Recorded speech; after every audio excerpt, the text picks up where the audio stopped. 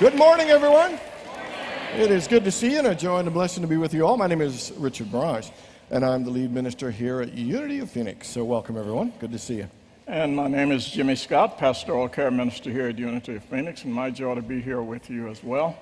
You know, we set an intention for every service that we do, and today's intention is that you will experience a profound sense of God's power in your life by something that takes place in this service, whether it's through the music or through the meditation or through the spoken word, or whether it's just connecting with more people of like mind. So we envision that vision for you and for us. You know, as a ministry, as an entire spiritual community, we have a collective mission and purpose that this ministry stands for and what we want to create together. And it'll appear up on the screen, so let us affirm our mission together. Unity of Phoenix is a loving spiritual community that welcomes all people and honors all paths to God. We are dedicated to transforming lives by inspiring and awakening individuals to discover God's Spirit within. So everyone, take a deep breath and open yourself to have an amazing spiritual experience. Now is that time in our service for a time of prayer and meditation. So if you have your cell phone with you, I want to encourage you to either place that on silence or vibrate, and Reverend Kim will lead us in our meditation.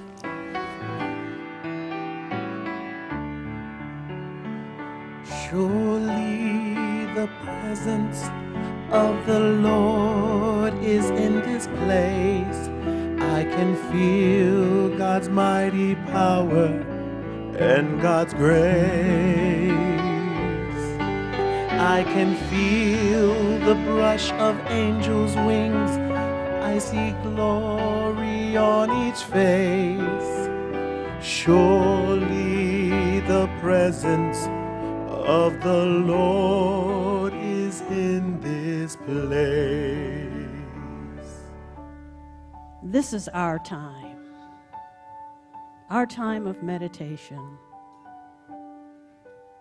a time when we let go of outer concerns and we turn within. We turn within and focus on the presence of God within us.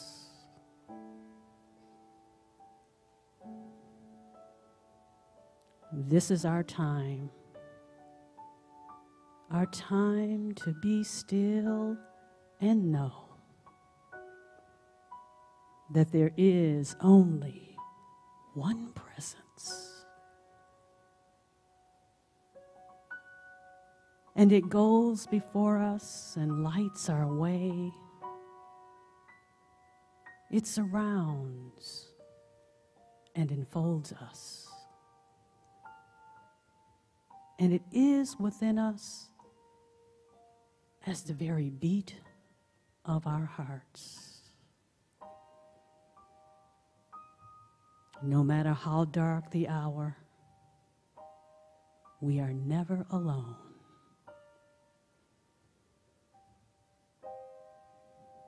And so right here, right now,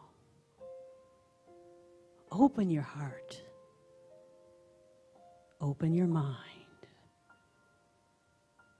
to a deeper, more profound experience of the presence of God within you.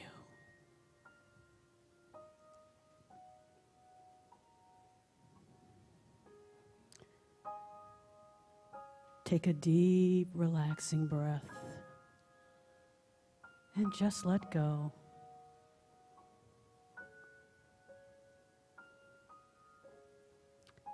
Let go of the busyness that brought you here today.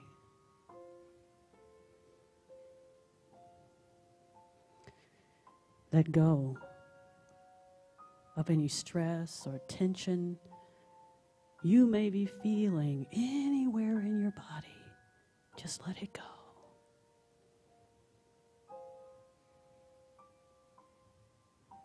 Let go of the busyness of your mind just for now, set aside any worry thoughts or concerns. Take another deep breath. Turn within. Take your mind off your concerns and place your mind on the presence of God within you.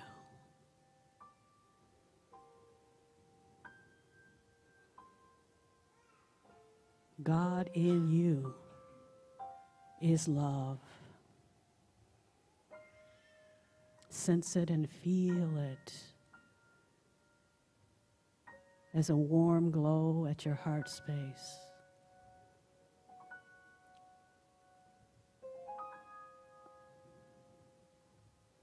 Sense it and feel it as that glow grows until it fills your entire being. Love within you. Love all around you.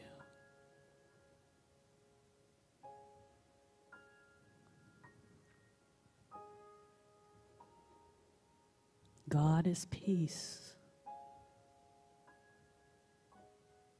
And so open your heart and mind to an experience of a flow of peace flowing down from the top of your head all the way down to the tips of your toes. You are peace-filled right now.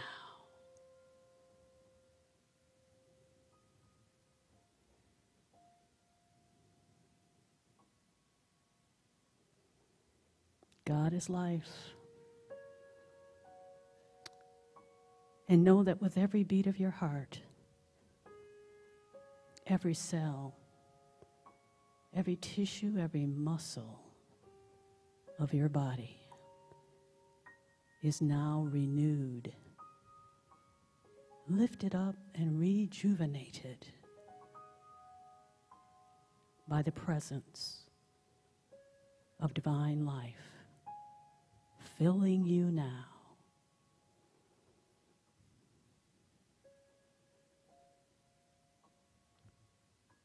One more deep breath. One more deep breath.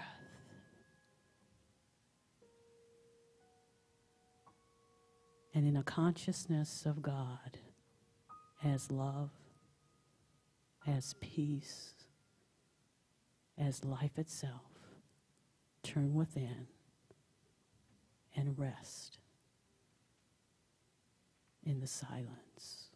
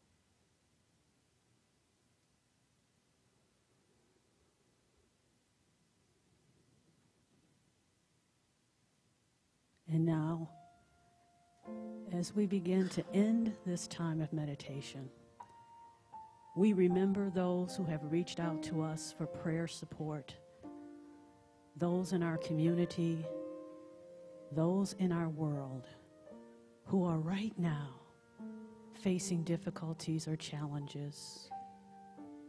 And we send them love, we send them light, and we affirm for them and with them the words of the ancient mystic who said, "In the presence of God, all is well. All shall be well, and all is well." And so it is, and so we simply let it be. And together we say, Amen.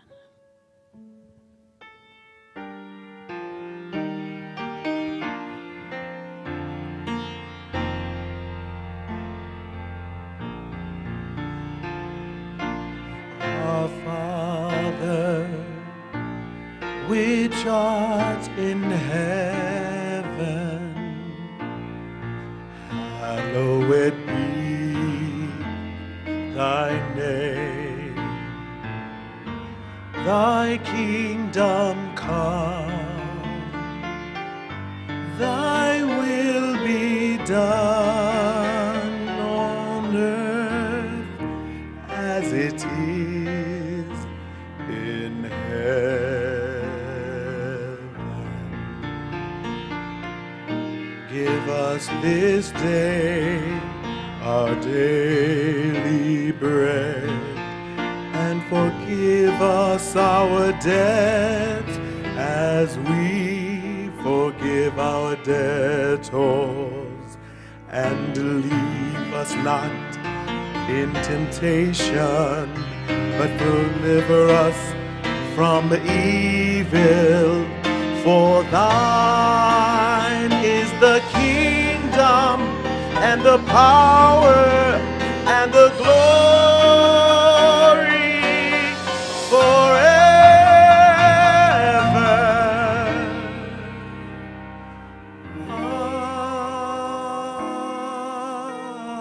Amen.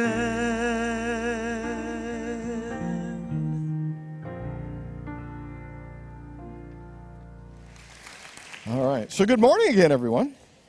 It is good to see you. Just a special shout out to everybody who watches us online, and especially Alan and Lisa in Tomball, Texas. Thanks so much for the note, and thanks for tuning in, guys. Really appreciate it. So how many people here have a busy life? Anybody have a kind of busy life? Anybody so busy and have so many things to do, you just don't have enough time to do it? Anybody? Not enough time? Anybody work so hard and so long, have so many responsibilities that sometimes you just don't get enough sleep? Anybody? How many people ever been so overworked and that to the point that you feel exhausted and tired all the time? Anybody ever feel exhausted and tired? You know, we live in a country that really, really praises hard work. Having a good work ethic, you know, putting in great effort. You know, we love people who are achievers and people who produce. We love success stories of people, you know, who rise from humble beginnings and work so hard and achieve great things. We love work. I mean, the Puritan work ethic is alive and well in our culture. I mean, to the point that working a 12-hour day, you know, a 10-hour day, 12-hour day, 14-hour day is kind of considered like, wow, he's really dedicated. He's really committed. I mean, getting up early and staying late at night is almost like a badge of honor and respect for working so much. That when someone dives into a certain project and puts so many hours in to the point that they're exhausted, you know, that exhaustion from doing work and trying to produce something great is actually given a lot of respect and admiration. I mean, it's almost a status symbol. You know, we love people who work a lot, and our culture actually encourages and celebrates that level of work, even to the point of exhaustion. You know, they did a survey, and they said that 87% of Americans, 87% of Americans regularly, on a regular basis, overwork. That overwork has become a norm in our culture, the norm. Now, we live in one of the richest countries in the world, and I think our work ethic has helped, but I think overwork to the point of exhaustion also is not a very good thing. Do you know they've done some studies in Columbia University did this first World Happiness Report, and it actually showed that the United States is not in the top 10 of happy people. For as great a nation as we are and as productive as we are not in the top 10. We are among of the top nations that are developed, the most stressed and some of the most unhappy and unfulfilled people. Because we keep chasing it with work, keep chasing it with work. You know, in 2013, there was a Better Life Index, and it ranked us 28 in terms of work-life balance. That we are so out of balance, so out of work, that we are not only overstressed and unhappy, unfulfilled, but we are actually one of the top unhealthy nations of developed countries. We don't get enough sleep because we're working so hard, and we eat too much, and there's a higher level of obesity here. And so the question is, if overworking to the point of exhaustion isn't clearly working, why are we still doing it? Why is it that we are compelled to continue to drive and push and work to the point of exhaustion? Why do we still do it? You know, there are 5 reasons. There's really one reason, but I'm making it 5 because it really will sound much more impressive. And it will. And I wanted to do more work and show that I was, anyway. So the first one is that we have a belief that life is a competition. That this is a competition for scarce resources, and you got to work hard, and there are only winners and losers, and you got to work hard to be a winner. You know, they said the difference between Europeans and Americans in the way they view life is that Americans see life as a struggle and something to survive, and Europeans see life as something to experience and something to enjoy. Interesting, huh? Second thing is that we have a level of expectation to overwork. You know, our bosses and our companies and our culture expect sometimes to work for us to work 60 hours. You know, they're cracking the whip. They're making me work. We think that our bosses and everybody, and the fact is everyone else is doing it, so we feel that pressure we need to do it. There's an expectation. We got to work. At this level of job, you got to put 60 hours in. So the expectation, the competition, the expectation. The next one is we have a belief that more is better.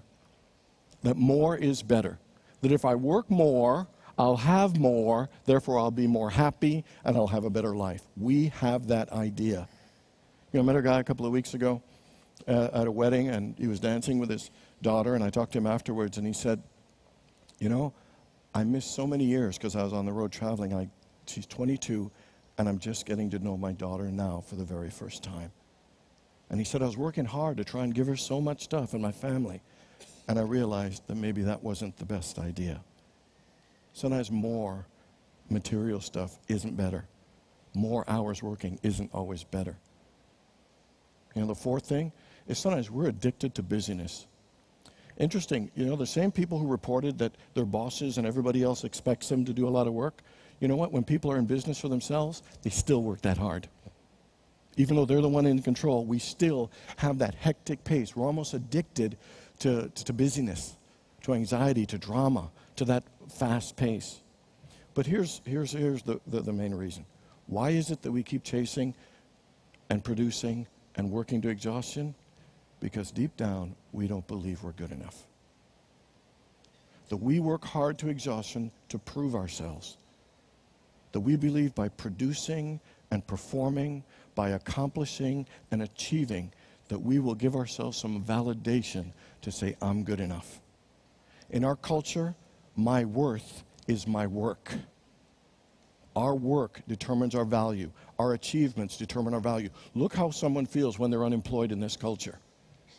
And look how we feel about ourselves when we achieve great things. So we will literally work ourselves to death. We will grind ourselves into the ground just to prove I'm somebody. Just to prove that I'm worthy. Just to prove that I have value.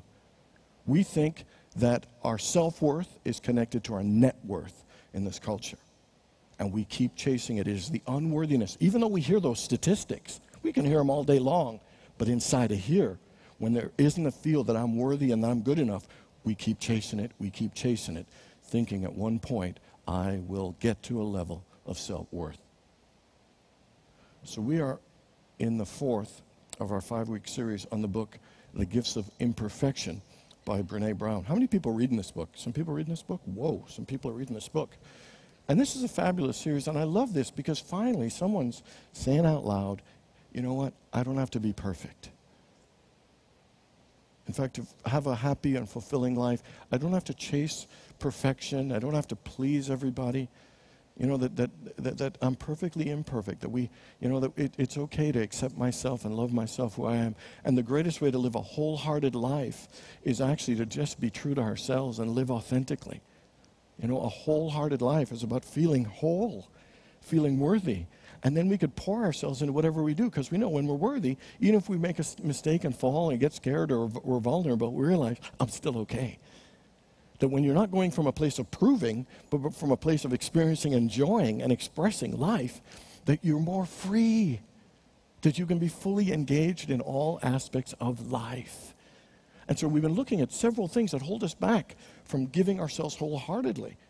And so we've talked about letting go of perfection, letting go of what other people think, you know. And so today we're talking about the idea of letting go of working till exhaustion, letting go of the need to produce, you know, letting go of a busy lifestyle, thinking we always have to be so busy and so active and have so much anxiety. You know, one thing I've realized is that overwork is a choice. Working ourselves into the ground is a choice. And sometimes we make the choice of overworking and depleting ourselves and draining ourselves, you know, draining our energy. And the good news is we have the power to make a new choice. We have the power to make a new choice. And here are the choices. And the choice is to have more balance in their life. How many people could use some more balance in your life? Could be a little more balance. Okay, about 7 or 8 of us. That's good. That's good. So, you know, and I'll tell you, you know where balance comes from? It comes from a lack, or imbalance, it comes from a lack of self-care, of not taking care of ourselves.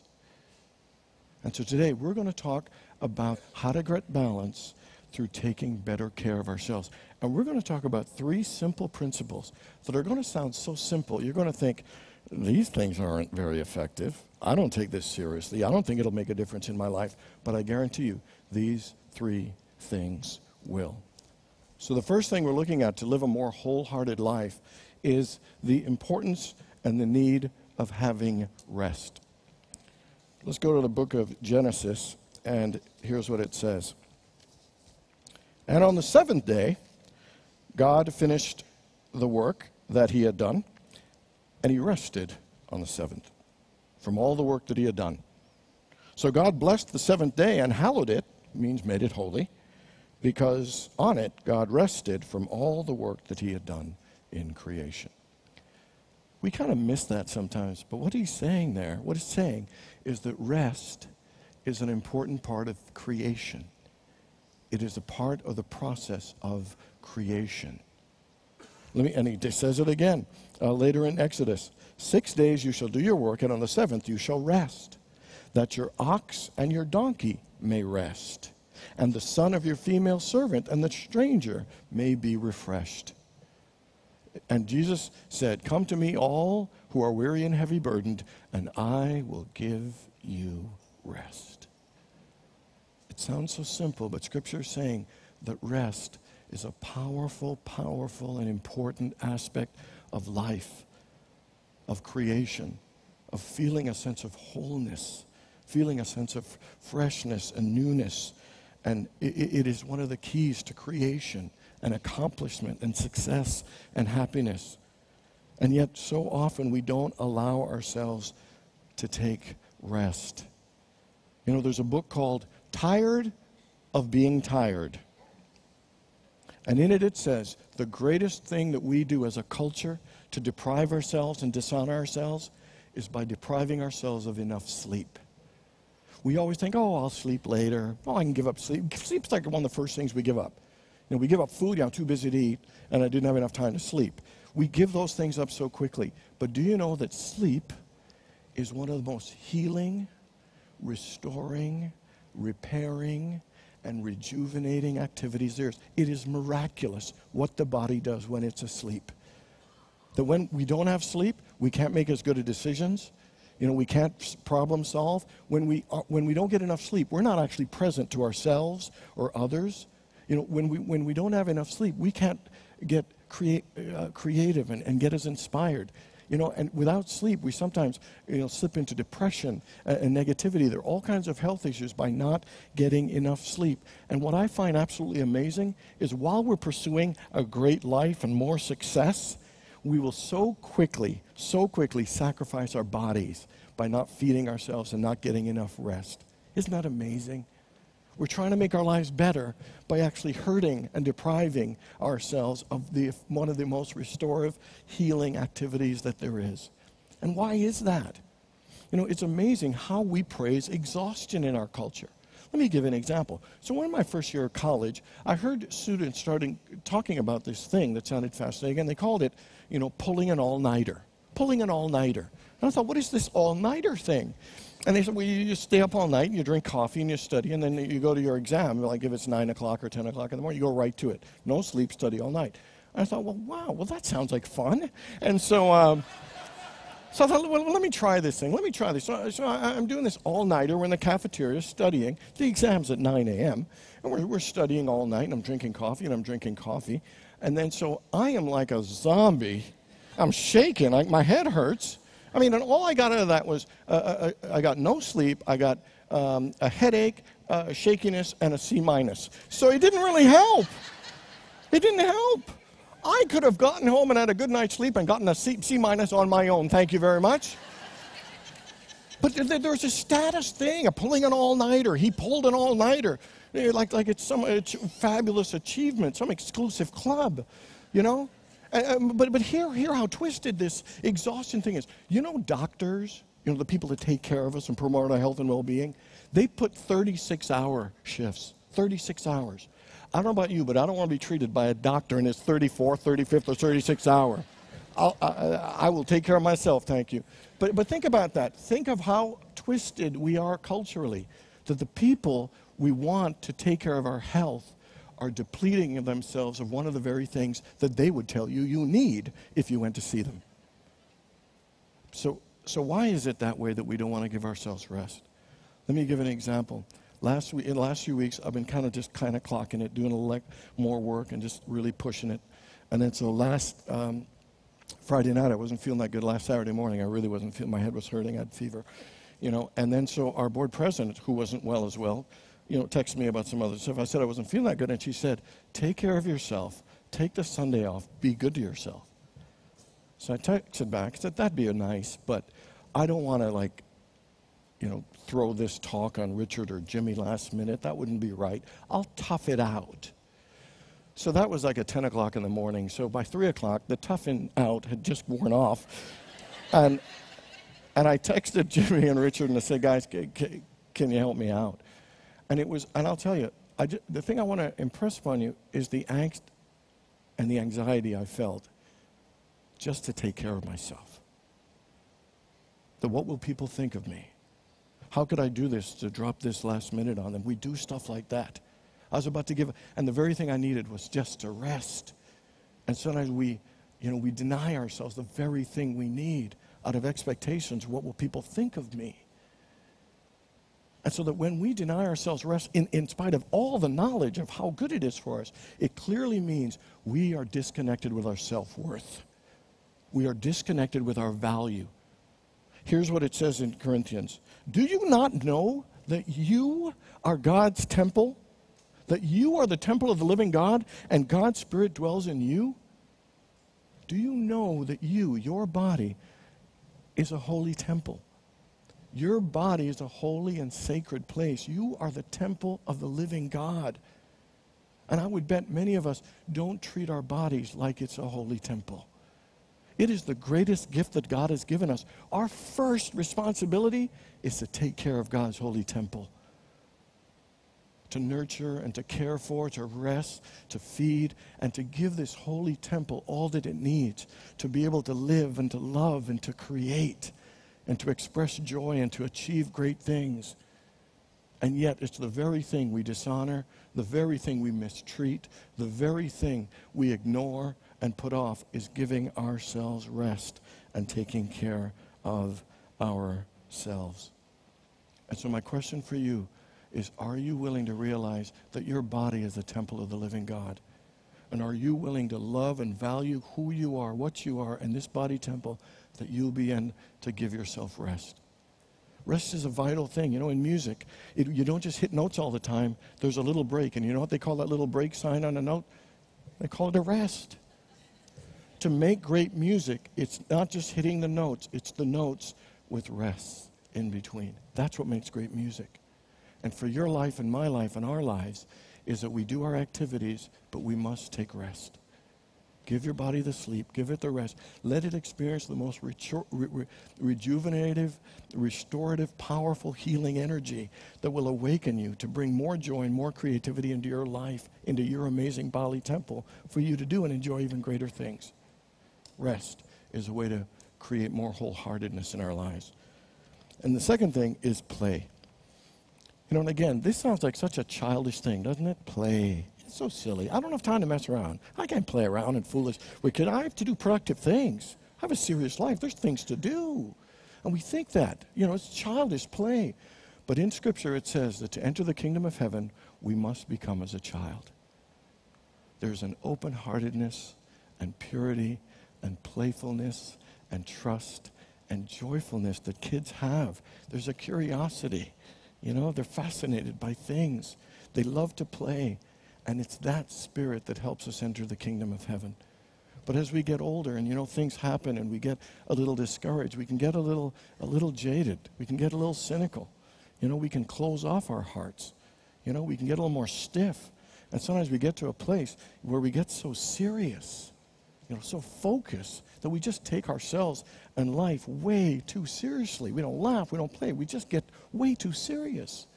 Let me give you an example of someone who's a little too serious. There was this elderly lady, and she's a little curmudgeonly. She never got married, and she was kind of resentful of that. She's this elderly lady, and she's with her niece working on her will and arrangements for her funeral. So they did all the will stuff about where she's going to leave her money. And then the niece says, so, Auntie, you know, what would you like with your funeral? She said, you know, here are the hymns, but one thing I want you to be clear is, like, I don't want any men pallbearers. No men, none. I want no men. I want women only for my pallbearers. No men, just women.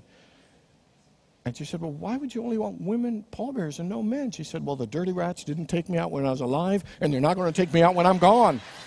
So there's a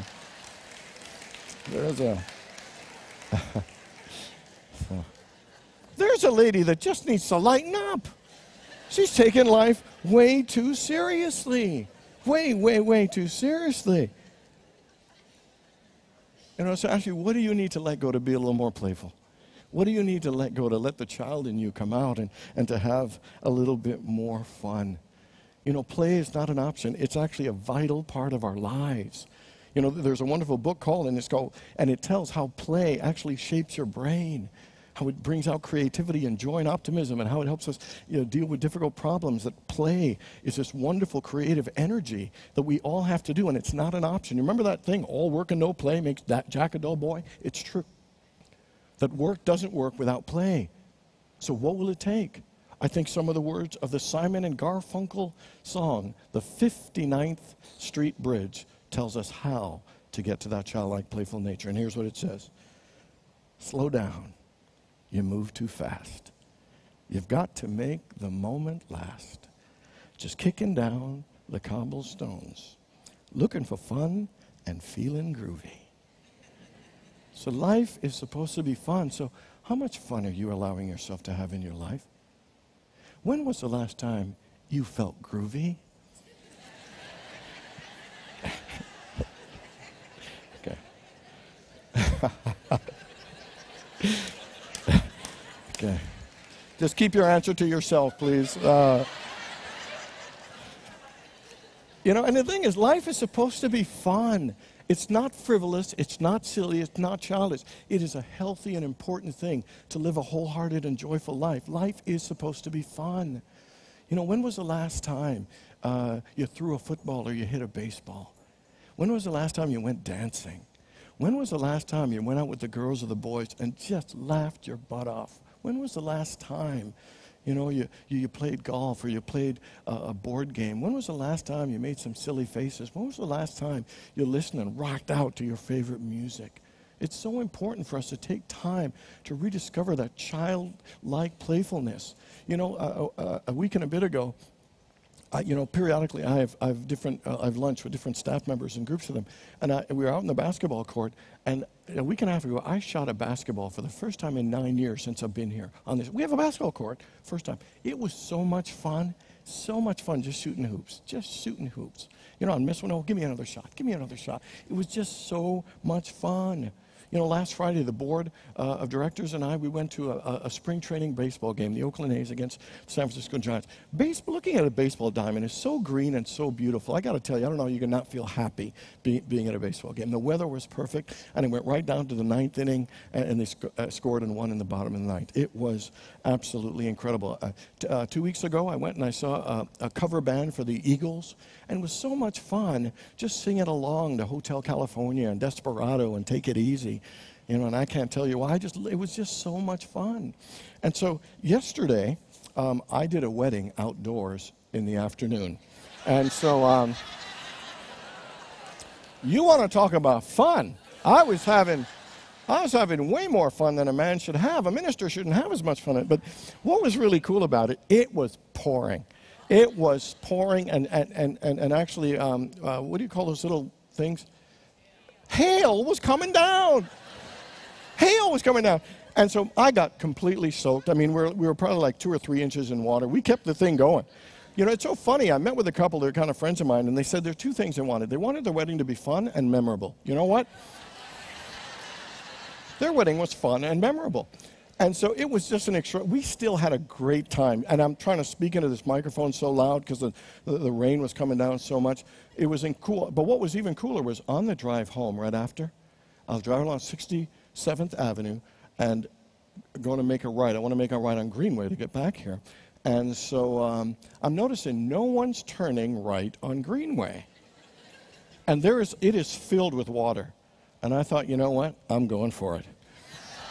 Thinking, I'm already wet. So I am cruising down, and nobody's there, so I'm just kicking it. And it is like water is just gushing all over myself. And then I hit a really deep spot, and I thought the car was going to stop. And then my joy, for a sudden, I thought, uh-oh, I think there's a law about getting... And it's actually called the stupid motorist law. And I thought, oh, no, I don't mind splashing, but getting a ticket for being a stupid motorist was more fun than I wanted to have yesterday. So, there's only so much fun a guy can have. But I'll tell you, what would be fun for you to do? What are fun things that make you laugh, that make you chuckle, that make you want to play? One of the things she says in this is to make a list of the things that are really joyful and playful in your life and begin to do them. Go for a walk, play dominoes, play cards, whatever it is. Find things that will bring out your joy. You know, so often we miss so much of life because we don't let ourselves have fun. And it's something we don't ever want to let ourselves get so seriously that we miss out on the joy of living. And all we need to do is give ourselves a permission. Here's an 85-year-old lady. She wrote this poem. You've probably heard it before, but I just love it so much. And it's called If I Had to Live My Life Over Again. If I had to live my life over, I'd dare to make more mistakes next time. I'd be relaxed and I would limber up. I'd be sillier than I'd been on this trip. I would take fewer things seriously. I would take more chances. I would climb more mountains and swim more rivers. I would eat more ice cream and less beans.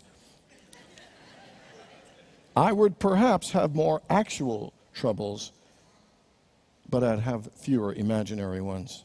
You see, I'm one of those people who lived sensibly and sanely, hour after hour, day after day.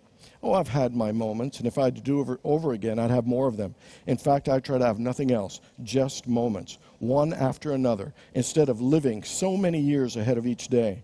I've been one of those persons who never goes anywhere without a thermometer, a hot water bottle, a raincoat, and a parachute. If I had to do it over again, I would travel lighter next time.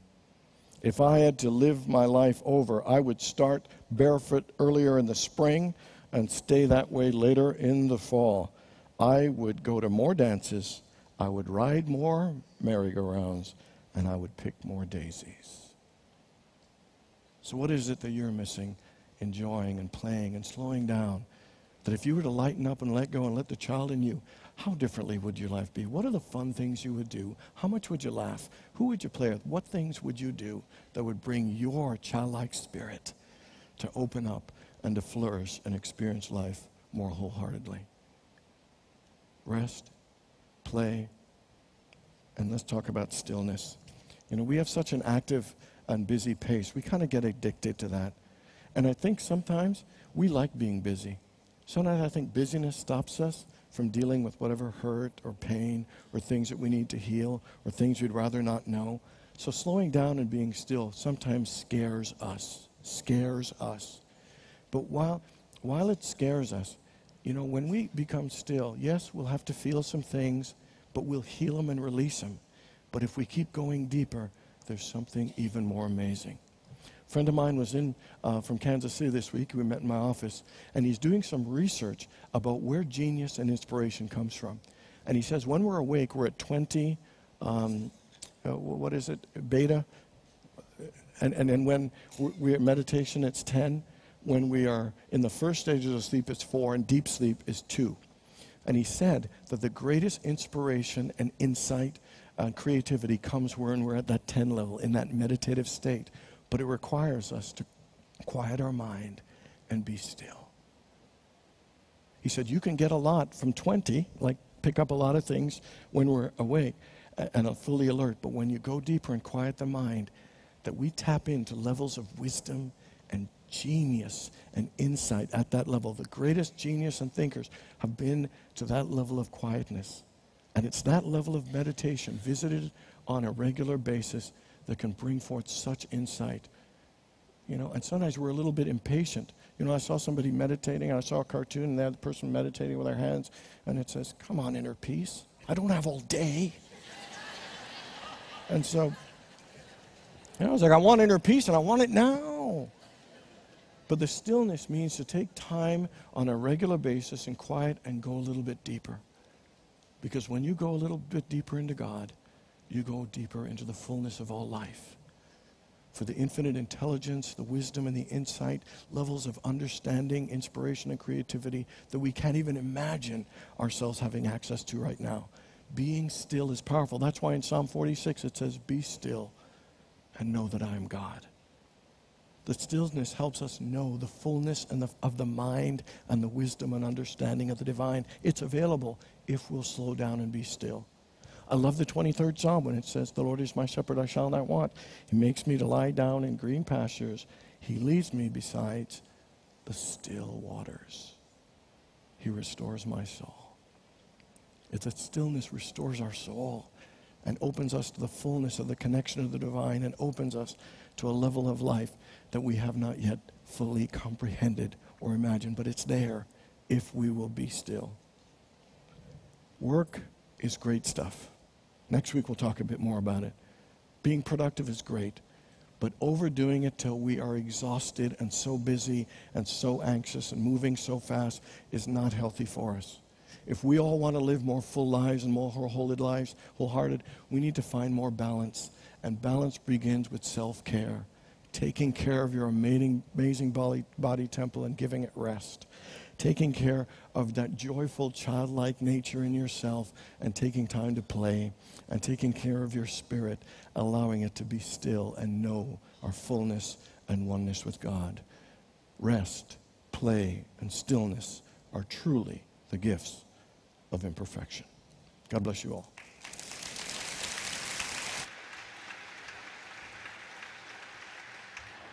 So rest and play and stillness are simple but powerful and profound experiences. So I encourage you to practice all of them this week. So that pretty much does it for our service. Richard has gone over to be with the children for their birthday Sunday. So let's stand and join hands and join together in singing our closing song.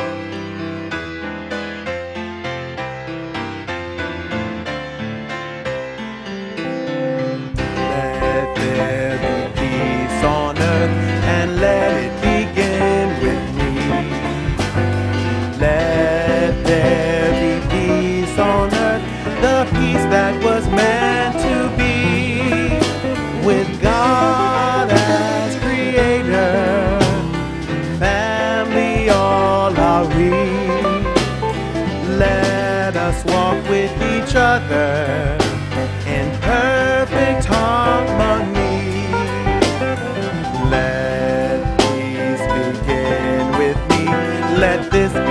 moment now.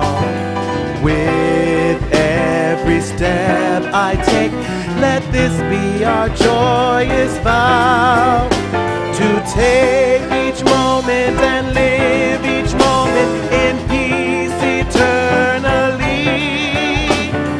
Let there be peace on earth, and let it begin with me. And our prayer for protection together. The light of God surrounds us. The love of God enfolds us. The power of God protects us. And the presence of God watches over us. Wherever we are, God is. Have a great week, everyone.